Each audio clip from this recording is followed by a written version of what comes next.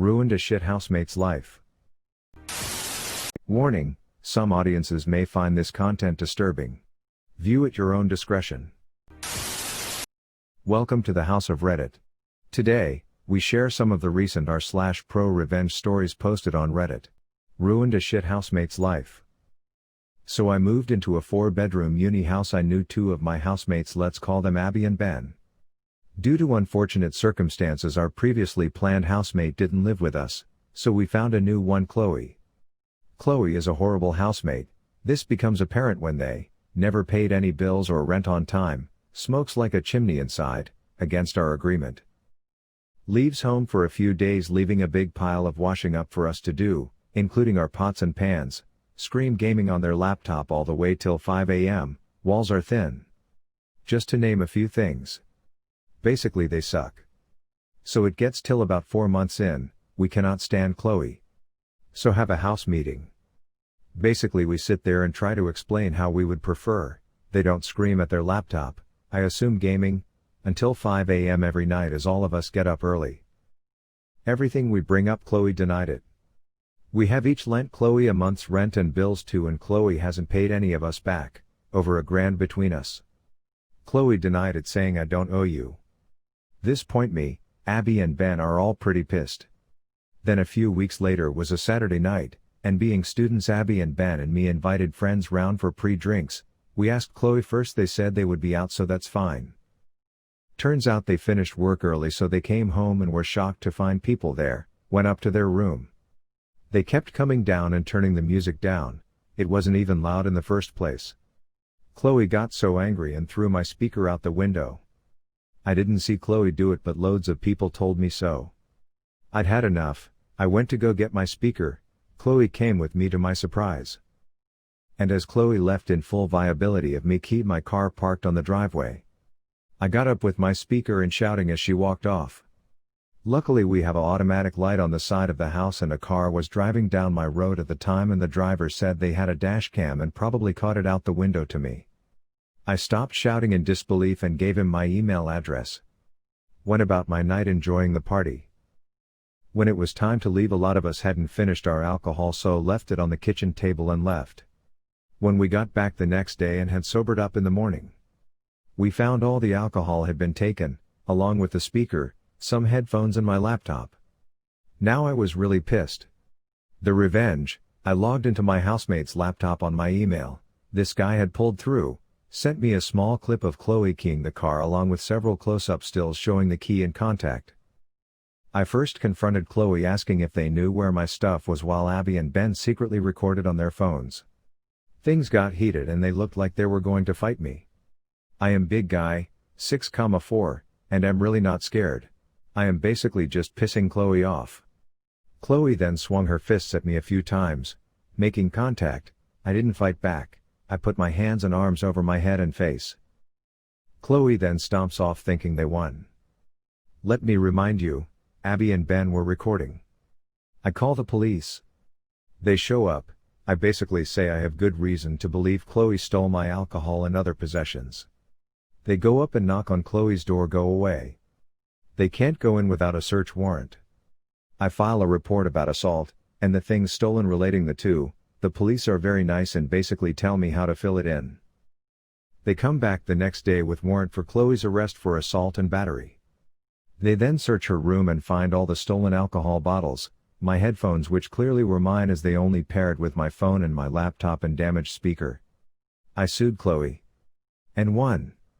I had indisputable evidence along with witnesses for all the events. I got $3,000 for car, speaker and rent Chloe owed us.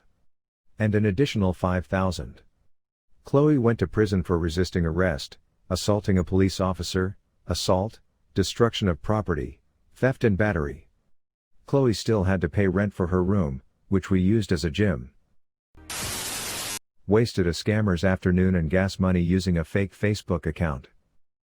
Back in September I went to look at a pair of moose antlers on Facebook Marketplace that my dad was interested in. He lives in a small cabin on my property and thought the antlers would look cool over his front door. We get there, and the dude is clearly high on coke. Jittery, keeps wiping his nose, etc. We met him at a storage rental place, so he had to let us in with his code, and we were stuck in the facility until he let us back out. We get to his rental unit and he gets the antlers out. They were very clearly fake. He'd said he'd spray painted them brown to make them look like they were still in velvet. It was obvious he'd sprayed them to try to make them look real. The weight was off, the color was off, there were several large cracks in them and you could see they were white inside, not bone-colored. There were also several points broken off and the material inside was white and powdery, again, not bone. He kept insisting they could be fixed with some epoxy. Finally, tapping your fingers on them made a drum noise, so they were hollow inside. At this point, I hadn't said a word at all. I was just along for the ride with my dad. Dad politely tells the guy that we're going to pass, he thinks they are fake, thanks but no thanks. This guy goes off the deep end, screaming at us, calling us all sorts of names, insulting us, our mothers, etc. Then he starts screaming at us that we were locked in there with him and weren't leaving until he was ready to go. Dad and I get in the truck, and luckily another customer was coming into their unit and we were able to get out of the locked gate when they came in. We both thought it was hilarious, how off the wall this guy acted and how fake the antlers looked in person. I stew on this for a few weeks and finally come up with a revenge plan. I didn't say a single word to the guy and he insulted my entire family tree, wife, intelligence, etc. I create a new Facebook account with the dumbest old person name I could come up with. Then, I use a bunch of Hide the Pain Herald photos to populate it with. Then start adding as many friends as I can, posting dumb crap about old black and white movies, my prostate, etc. Spend a few days craploading this account as much as I could.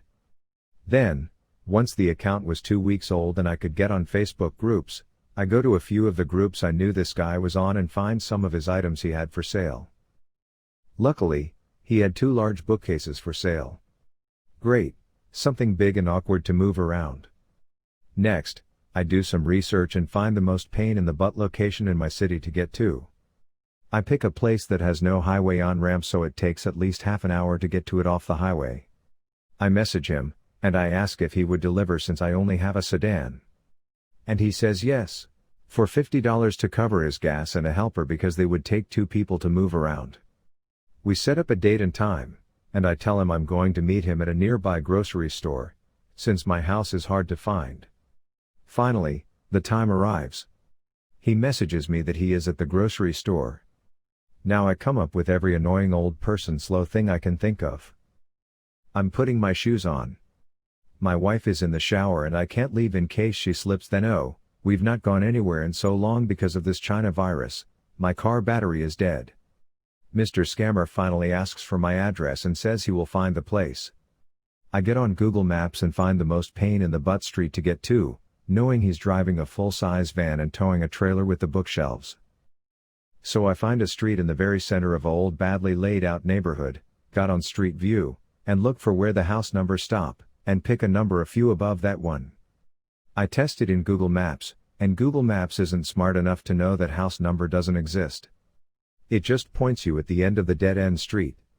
So I relay this address. Of course I make sure to mess it up a few times and get him lost in the process. After about 90 minutes he messages that he can't find that house number but he's on my street, can I please come outside? I reply back with no thanks. Him, no thanks, what? Me, I walked out there and saw them, not interested in buying. My Facebook account blows up for the next hour with him trying to call me, video chat, sending all kinds of horrible messages about how I'm a liar and a cheater. I never respond back. I check it occasionally and about every 2 weeks he sends me a nasty message still. Dude had no idea who it was that messed with him, or why it happened. I'm kind of debating about doing it again. Evil-Cheerleader gets shown what evil truly is. Now before I became a friendly cookie-loving teddy bear, I was a thin, mean little theater goth who got into frequent fights. It's what happens when you're black, nerdy, and gay while growing up in rural Virginia. I especially could not stand it when people pick on my friends. In comes the Evil-Cheerleader. We'll call her B. Now some of you might be rolling your eyes at this. Evil-Cheerleader? Oh no, what a terrible cliché. But our school was a little different. You see, she was the only evil cheerleader. The rest of the team was super nice and did a lot of inter-school outreach. Anyways, Bea liked to stomp through the hallways like she owned the place and would viciously bully anyone who looked at her wrong. Naturally, my confrontational ass would stare at her like she was a bug every time I saw her. Up to that point she had only had beef with me. We'd trade insults, she'd start a rumor about me, I'd pour soda on her hair, that sort of thing. Then she saw me with one of my shy theater friends who we'll call K. I was more than B's match, so instead she chose to go after K. K was such a wonderful human. Never said a bad word about anyone. Was always willing to help people. And she made the best s'mores cookies. Kay also had the unfortunate habit of just letting people treat her however they wanted and not saying anything about it. So imagine my sheer fury when I see Bea slamming Kay against the locker by her hair, calling her the N-word. You want to try to bully me? Fine. You want to call me outside my name? Fine. What you will not do is come after my friends with racism and violence. Not today, baby girl. I immediately ran over and slapped Bea as hard as I could. Now, due to my height and ethnicity, I've been taught that I shouldn't start physical altercations with women as it never looks good.